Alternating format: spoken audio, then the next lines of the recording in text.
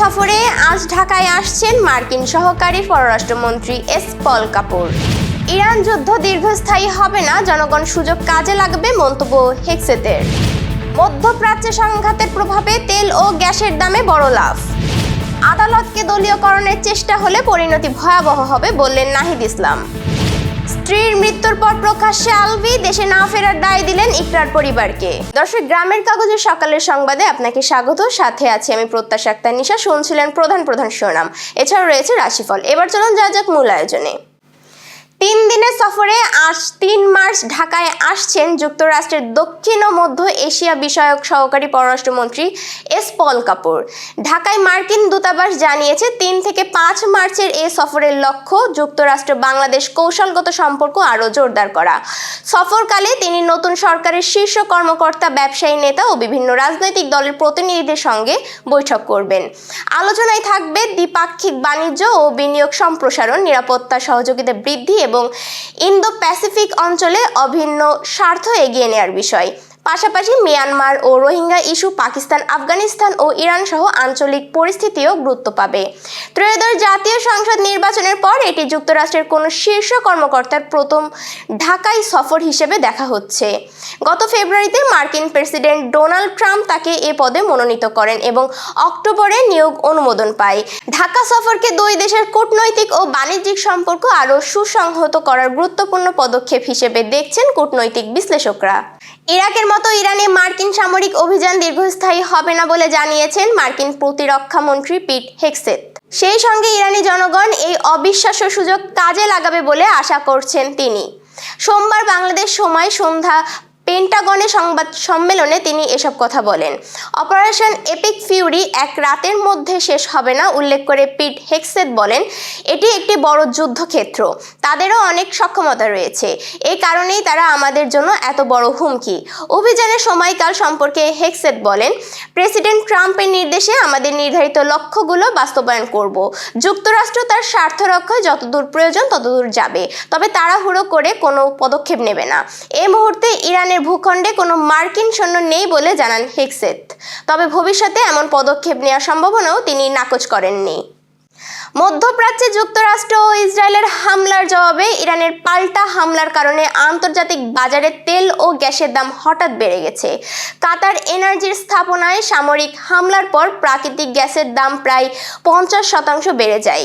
ব্রেন্ট ক্রুডের দাম 10% বৃদ্ধি পেয়ে ব্যারেল প্রতি $82 অতিক্রম করেছে। হরমুজ প্রণালীর নিরাপত্তা ঝুঁকির কারণে বিশ্বের প্রায় 20% তেল ও গ্যাস পরিবহন স্থবির। শেয়ার বাজারে নেতিবাচক প্রভাব দেখা দিয়েছে। ডাও জোন্স ও ইউরোপের প্রধান সূচকগুলো কমেছে।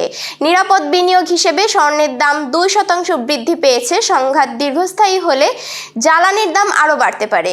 চট্টগ্রামে জাতীয় নাগরিক পার্টির বিভাগীয় সাংগঠনিক ইফতার মাহফিলে আদালতকে রাজনৈতিকভাবে ব্যবহারের চেষ্টা হচ্ছে বলে অভিযোগ করেছেন এনসিপির আহ্বায়ক ও ঢাকা 11 আসনের সংসদ সদস্য নাহিদ ইসলাম। তিনি বলেন, জুলাই সনদ ও গণভোটের গণরায়ের ভিত্তিতে গঠিত সরকারকে দুর্বল করতে আদালতকে দলীয়করণের চেষ্টা চলছে। এ ধরনের পদক্ষেপের পরিণতি ভয়াবহ হবে বলেও সতর্ক করেন তিনি। নাহিদ ইসলাম দুর্নীতি, চাঁদাবাজি ও আধিপত্যবাদের বিরুদ্ধে নতুন করে সংগ্রামের ডাক দেন। একই সঙ্গে স্থানীয় সরকার নির্বাচনে অংশ নেওয়ার প্রস্তুতি নিতে নেতাকর্মীদের নির্দেশ দেন। অনুষ্ঠানে এনসিপির অন্যান্য নেতারাও সংবিধান সংস্কার পরিষদ গঠন ও দ্রুত সংস্কার কার্যক্রম শুরুর দাবি জানান। অভিনেতা জাহের আলভি প্রকাশ্যে এসে স্ত্রী আফরা ইবনাত খান ইকরার মৃত্যুর ঘটনায় নিজের অবস্থান তুলে ধরেছেন। গত 28 ফেব্রুয়ারি ইকরার মৃত্যুর পর তার বিরুদ্ধে আত্মহত্যায় প্ররোচনার মামলা হয়। এ সময় আলভি নেপালে অবস্থান করছিলেন এবং দেশে না ফেরায় তাকে ঘিরে সমালোচনা তৈরি হয়।